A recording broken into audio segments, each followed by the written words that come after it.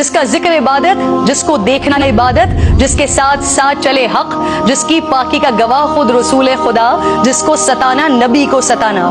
جس کے جود و سخا پر آیت گواہ، جس کی طہارت کا اعلان حدیث قصہ، جس نے حالت رکوع میں کی زکات ادا، جو شب ہجرت تلواروں تلے سو گیا، جس پر ہو میری جان فدا، وہ ہے میرا مشکل کشا میرا مولا علی۔ آج 13 رجب المرجب،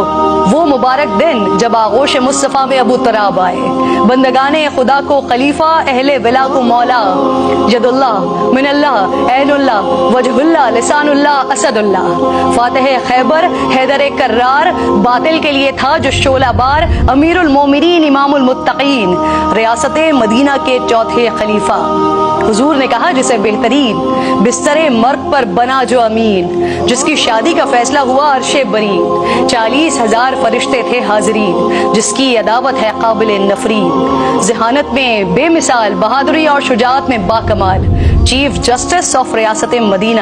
پروردہ آغوش مصطفیٰ، وارث علم الانبیاء، سپہ سالار لشکر مصطفیٰ، روحانیت کا شہنشاہ، عرب و عجم کا بادشاہ، ہر خاص و عام ان کے در کا گدا، جس نے بدر و احد جیسی سخت ترین جنگوں میں پرچم اسلام لہرایا۔ محبت و الفت کے سفر کو اما عائشہ رضی اللہ تعالیٰ عنہا نے یہ کہہ کر کوزے میں سمو دیا کہ اللہ کے نبی عورتوں میں سب سے زیادہ حضرت فاطمہ الزہرا اور مردوں میں سب سے زیادہ حضرت علی سے محبت کرتے تھے۔ نبی پاک صلی اللہ علیہ وآلہ وسلم نے ریاست مدینہ کے ذریعے جس حقیقی فلاحی ریاست کی بنیاد رکھی تھی، مولا علی شیر خدا نے اپنے عہد و خلافت میں اسی روش کو بطور جاری رکھا۔ بطور امیر آپ نے کبھی دارالامارہ میں قیام نہیں کیا، بلکہ یہاں غربا کو رہائش دی اور خود اپنے کچے مکان میں ہی رہے۔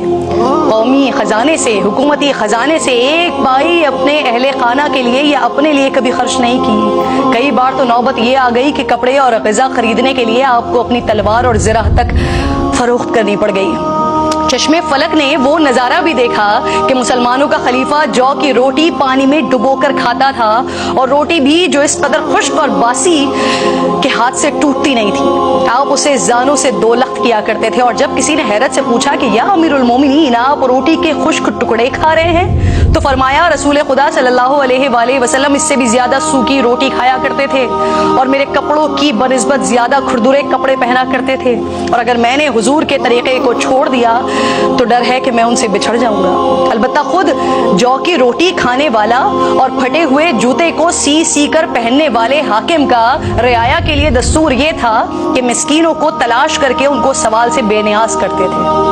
غریبوں کو تلاش کر کے ان کی حاجتیں پوری کرتے تھے، اور پھر جب رات گہری ہو جاتی تو دیگر امور سے الگ ہو کر عبادت میں مشغول ہو جاتے تھے۔ آپ کی شہادت کے بعد فقراء اور مساکین کو علم ہوا کہ تاریکی شب میں ان کی مدد کرنے والا، بوریاں اپنی پشت پر لاد کر اناج بانٹنے والا تھا کون۔ حکومتی مجبوریوں یا سیاسی مصلحتوں کی آڑ لے کر نہ ہی بیت المال سے غیر مستحق افراد میں وظیفے بانٹے، نہ ہی اپنے لیے تحائف سمیٹے۔ بیت المال سے خاندان نوازی کی روایت بھی قائم نہیں ہونے دی، حتیٰ کہ اپنے ہی بھائی کے سوال کرنے پر گرم سلاخ آگے کر دی کہ اگر تم یہ نہیں پکڑ سکتے تو میں تم کو نواز کر خود کو مشکل میں کیوں ڈالوں۔ فتنوں اور پرآشوب حالات کے باوجود مخالفین کو زیر کرنے کے لیے کبھی ہیلا و فریب سے کام نہیں لیا، حکومتی اختیارات کو ذاتی انتقام کے لیے استعمال نہیں کیا، بہتان تراشی نہیں کی، کسی کو جرم سے پہلے سزا نہیں دی، کسی پر اس کام کا الزام نہیں لگایا جو اس نے کیا نہیں، اور سیاسی مصلحتوں کے پیش نظر مجرموں کو بھی کبھی معاف نہیں کیا۔ صوبے کی گورنری کے لیے اپنے خاندان اور قبیلے کو ترجیح دینے کے بجائے اہل افراد کی تقرریاں کی، خیانت کاروں کو عہدے سے دور رکھا، اور جنہیں منصب دیے ان کی کڑی نگرانی بھی کی، مواخذے بھی کرتے رہے۔ جس طرح دوسروں کے احتساب میں سخت تھے، ویسے ہی اپنے قانونی اور عدالتی معاملات میں بھی برابری کے قائل تھے۔ حاکم وقت اور امیر المومنین ہونے کے باوجود قاضی القضاء، جس کو موجودہ زبان میں چیف جسٹس کہا جاتا ہے، ان کے سامنے ایک عام فرد کی حیثیت سے جاتے تھے، بار بار طلبی پر حاضر ہوتے۔ قاضی امیر کے عہدے سے مروب نہیں ہوتا، اور امیر بھی فیصلہ اپنے خلاف آنے پر اسے خوش دلی سے قبول کرتے۔ اے مملکت خداداد پاکستان کے حکمرانوں، کیا علی المرتضیٰ کی پیروی کرو گے؟ ان کے طرز حکمرانی کو اپناؤ گے؟ ورنہ جن حالات میں 70 سالوں سے ہیں،